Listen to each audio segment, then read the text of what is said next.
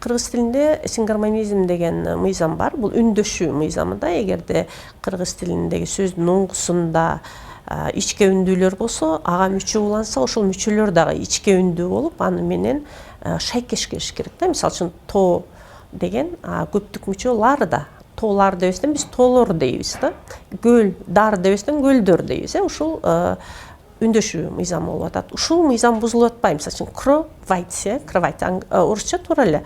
Кыргызча аны керебет деп атат да. Биринчи муунда да, экинчи муунда да деп ичке үндүү келип атат. Демек, бул башка тилден келсе деле, ошону ошол тилде колдонсок деле, айтылышын жагында биздин өзүбүздүн тилге ыңгайлаштырып, ошол үндөшүү мыйзамын колдонгонубуз болуп атат да. Ушул мыйзамды колдонбоо дегенде бүт баардык орус тилдеги сөздөр орус тилинде кандай жазылса ошондой жазылып, кандай айтылса ошондой айтылып калды да.